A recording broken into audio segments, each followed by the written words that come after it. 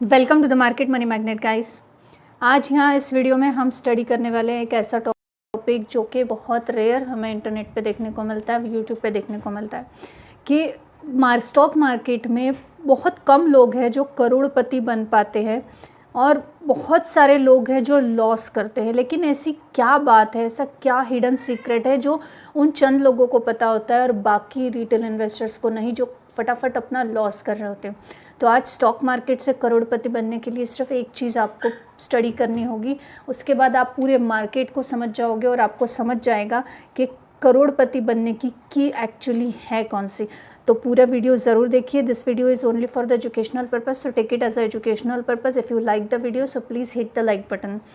सबसे पहले तो सेक्टर रोटेशन आपको समझना होगा कि सेक्टर रोटेशन है क्या। सेक्टर रोटेशन एक स्ट्रैटेजी है जहां स्मार्ट मनी शिफ्ट होता है एक सेक्टर से दूसरे सेक्टर में बेस्ड ऑन इकोनॉमी साइकिल।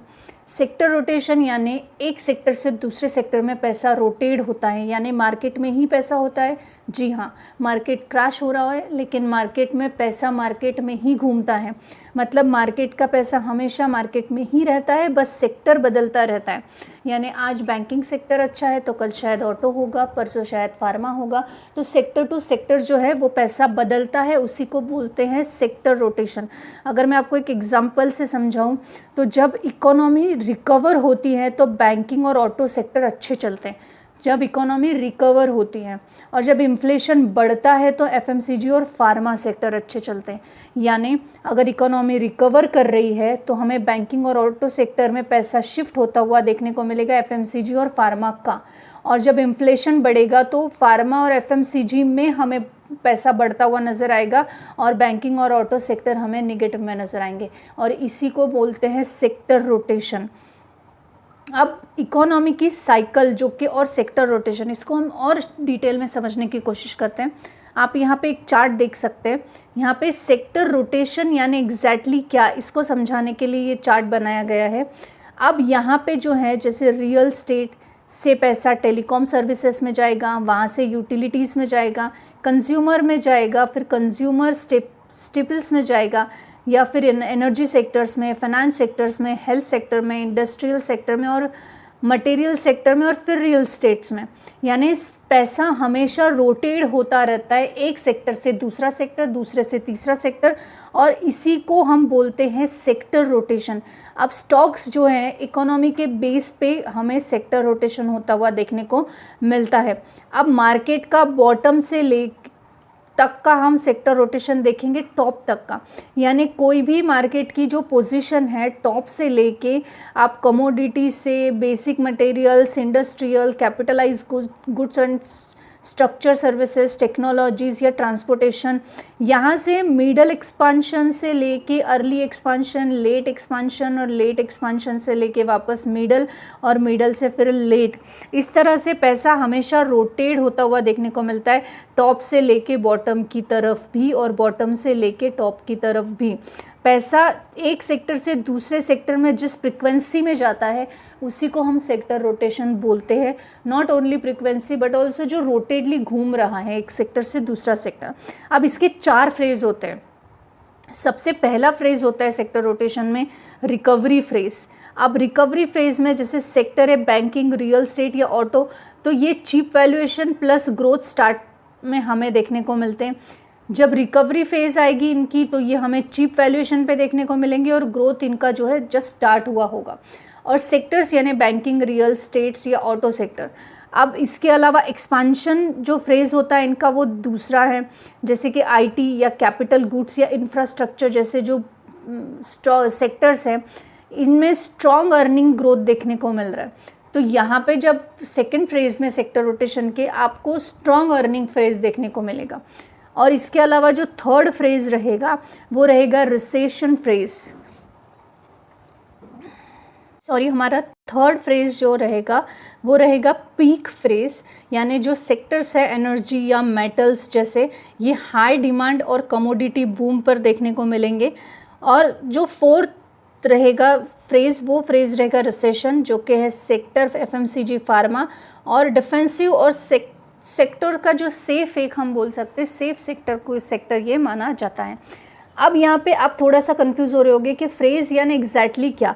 तो आपको ये चीज़ याद रखनी है, भले ही जो रिकवरी फ्रेज़ है ये अभी बैंकिंग और रियल स्टेट में देखने को मिल रहा है, लेकिन आपको रीजंस याद रखने हैं कि cheap valuation plus growth start रहेगी किसी भी रिकवरी फेज़ में सेक्टर के टाइम। और सेकेंड फ्रेज़ उनका आएगा, अर्निंग की ग्रोथ देखने को मिलेगी जो कि करंटली आईटी और कैपिटल गुड्स में देखने को मिल रही है। थर्ड फ्रेज़ आएगा जो कि पीक फ्रेज़ रहेगा, इसमें हाई डिमांड उस सेक्टर की देखने को मिलेगी और कमोडिटी बूम्स देखने को मिलेगा जो कि अभी एनर्जी और मेटल में है। और फोर्थ फ्रेज़ आएगा वो रहेगा डिफेंसिव अगर सेक्टर हो रहा है, समझ लो ये सेफ सेक्टर की तरफ अब जा रहा है जो कि करंटली एफएमसीजी और फार्मा में हमें देखने को मिल रहे हैं।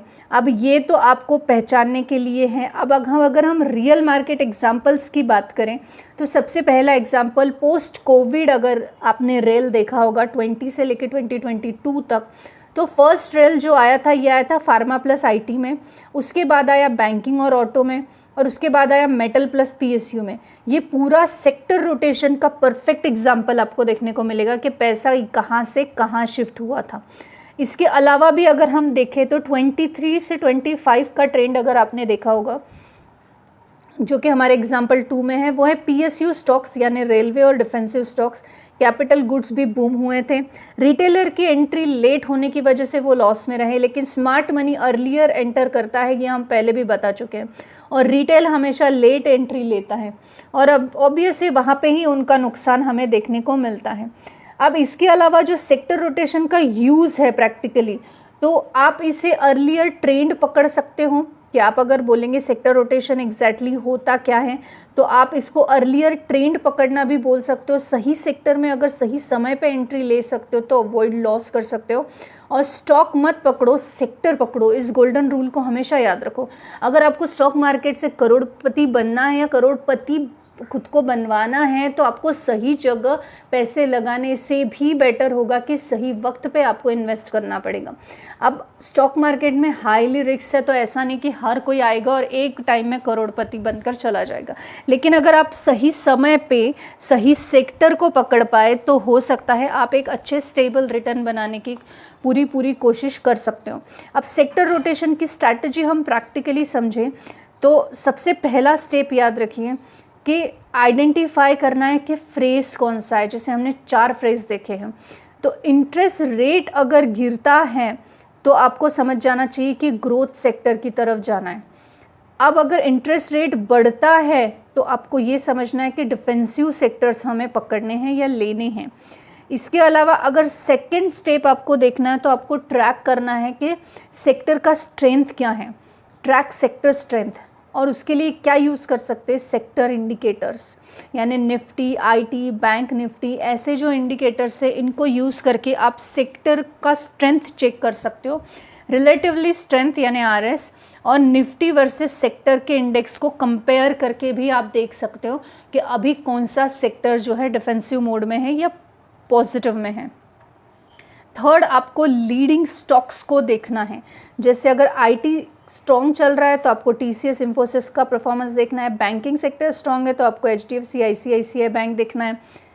अब इसके बाद में एंट्री का टाइमिंग कैसा होना चाहिए, तो ब्रेकआउट सेक्टर जो आएगा, सेक्टर में जब ब्रेकआउट आएगा तब आपकी एंट्री होनी चाहिए, या इंडेक्स वॉल्यूम इंक्रीज हो रहा है तब एंट्री होनी चाहिए, या न्यूज़ सपोर्ट है तब भी आपको सेम डे एंट्री ले लेनी चाहिए। अब इसके अलावा 5th स्टेप है कि एग्ज़िट कैसे करना है, जो कि आधे लोगों को पता नहीं होता और यहीं पे वो अपना सबसे ज़्यादा लॉस कर लेते हैं, और वो है कि सेक्टर जो है ये अगर वीक हो रहा है या मनी जो है ये दूसरे सेक्टर में शिफ्ट होने लग गया है तो आपको तुरंत ऐसे सेक्टर से एग्ज़िट कर लेना है। अब अगर हम सिंपल चार्ट के एग्जाम्पल से समझें कि निफ्टी साइडवे है, बैंक निफ्टी अप ट्रेंड में है, तो पैसा बैंक सेक्टर में जा रहा है। आप यहाँ पे देख सकते हैं, ये एक चार्ट है, यहाँ पे आपको दिखेगा कि बैंक निफ्टी प्लस हमने इसके साथ कंपेयर किए हैं कुछ चार्ट को, तो पैसा कहाँ शिफ्ट होता है। रियलिटी में आप देख सकते हो यहाँ पे ये जा रहा है, ये जो पर्पल लाइन है ये ऑटो सेक्टर की है, फार्मा सेक्टर की ये ग्रीन लाइन है, मेटल सेक्टर की ये स्काई ब्लू लाइन है, बैंकिंग की ये येलो और आईटी की ये ग्रीन। तो बेसिकली आपको समझ में आएगा कि पैसा कहाँ शिफ्ट हो रहा है।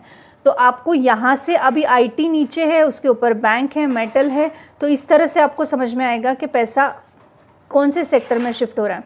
अगर हम ट्रेंड के हिसाब से बात कर लें तो बैंक निफ्टी आउट परफॉर्मेंस है निफ्टी का। अब यहाँ पे निफ्टी 50 की बात हो रही है और आप देख सकते हो यहाँ से ये कैंडल्स जो बनी है, यहाँ से एक ट्रेंड चला आ रहा है, छोटी कैंडल फिर बड़ी कैंडल फिर बड़ी कैंडल। तो हमें ये समझ में आता है यहाँ पे कि बैंक निफ्टी की तरफ पैसा बनता हुआ नज़र आता है।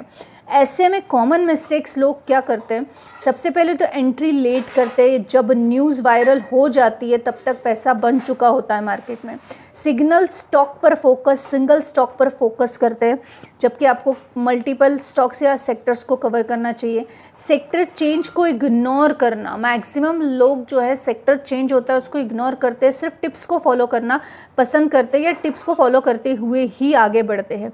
अगर आप ये मिस्टेक्स को छोड़ दें और अगर आप सेक्टर रोटेशन की स्ट्रैटेजी को समझें तो ये एक ही चीज़ है जो आपको आराम से करोड़पति बनाने में मदद कर सकती है। बड़े बड़े रिटेलर्स जो हैं ये सेक्टर का ट्रेंड पकड़ते हैं, स्टॉक्स नहीं। जो बोलते हैं ना कि न्यूज़ आने के पहले ही वहाँ पे प्रॉफिट स्टॉक में बन चुका होता है और हमें लेट पता चलता है, क्योंकि हम सेक्टर रोटेशन की जो चीज़ सेक्टर रोटेशन को नहीं समझते। और अगर हम सेक्टर रोटेशन को नहीं समझते तो हमें बड़ा प्रॉफिट बनना पॉसिबल ही नहीं होगा। बड़े इन्वेस्टर की तरह बड़ा इन्वेस्टमेंट का प्रॉफिट बनाना है तो आपको भी उनकी तरह ही सोचना पड़ेगा। न्यूज़ और टिप्स के पीछे भागने से अच्छा है कि आप सेक्टर रोटेशन को समझ के, सेक्टर रोटेशन चेंज होने से पहले अपन उस सेक्टर में चेंज हो जाते हैं तो एक अच्छा प्रॉफिट बनने के चांसेस बन जाते हैं। This video is only for the educational purpose. I am not giving any recommendation here, neither buy nor sell. I hope this information is informative for you. Thanks for watching.